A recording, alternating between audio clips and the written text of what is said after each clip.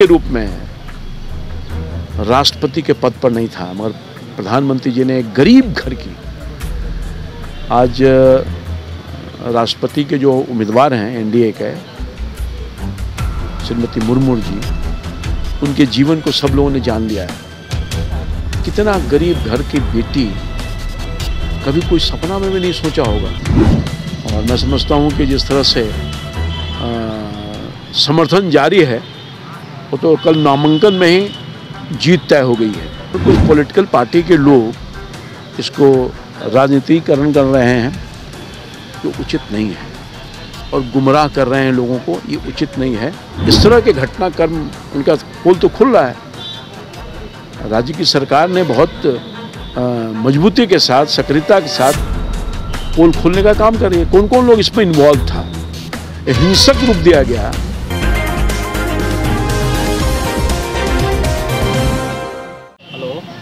नमस्कार, मैं अभिषेक, आप देख रहे हैं BC24 न्यूज़। मेरी मौजूदगी पटना के गांधी मैदान में है और हमारे साथ बीजेपी से सांसद रामकृपाल यादव सर हैं।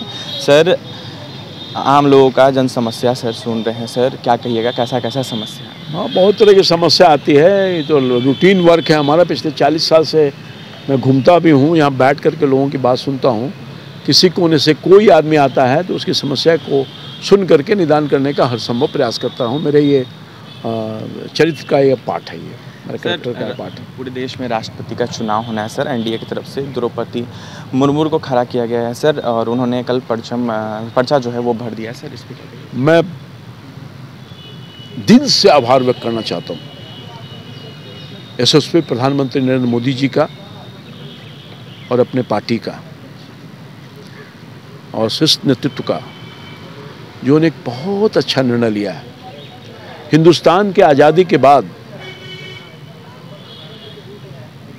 कोई समाज के अंतिम पंक्ति में बैठा हुआ महिला आदिवासी के रूप में राष्ट्रपति के पद पर नहीं था, मगर प्रधानमंत्री जी ने एक गरीब घर की, आज राष्ट्रपति के जो उम्मीदवार हैं एनडीए के, श्रीमती मुर्मू जी, उनके जीवन को सब लोगों ने जान लिया है। कितना गरीब घर की बेटी, कभी कोई सपना में भी नहीं सोचा होगा कि गरीब घर की बेटी ये देश के राष्ट्रपति, सर्वोच्च पद पर, नहीं काउंसलर भी थे वो।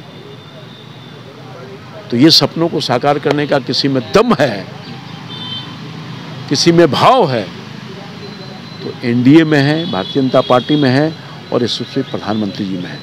इसलिए मैं दिल से आभार व्यक्त करना चाहता हूँ सभी उन लोगों का, एनडीए के जो हमारे पार्टनर हैं उनको भी आभार व्यक्त करना चाहता हूँ, या जो समर्थन देने वाले हैं, आदरणीय श्री बिजू पटनायक जी, आदरणीय श्री रेड्डी साहब, तो इन सब लोगों के प्रति जिन्होंने खुले मन से माननीय प्रधानमंत्री और एनडीए के निर्णय के साथ अपना सहयोग किया और आदिवासी परिवार के अंतिम पंक्ति में बैठी हुई महिला को अपना समर्थन देने का काम किया है। और मैं समझता हूँ कि जिस तरह से समर्थन जारी है, वो तो कल नामांकन में ही जीत तय हो गई है। तो आगे भी मुझे लगता है कि सब कुछ, चूँकि राष्ट्रपति जी का जो संवैधानिक पद है वो सब कुछ से ऊपर है।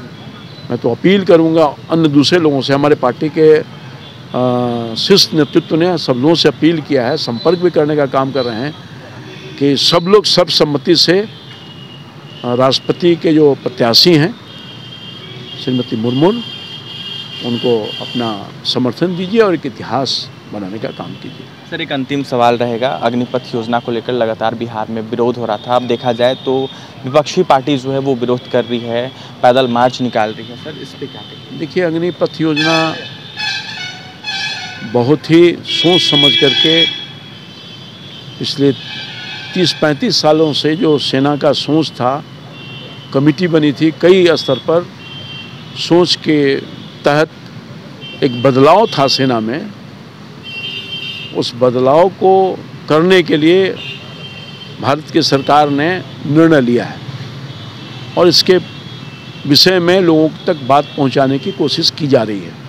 और मैं समझता हूं कि लोगों को बहुत कुछ बात समझ भी गई होगी, खासकर के देश के जो देश प्रेमी युवा हैं जो चाहते हैं कि सैनिक में भर्ती जाएं, तो सब स्तर पर इसको समझाया गया है और लोगों ने समझने का भी काम किया है।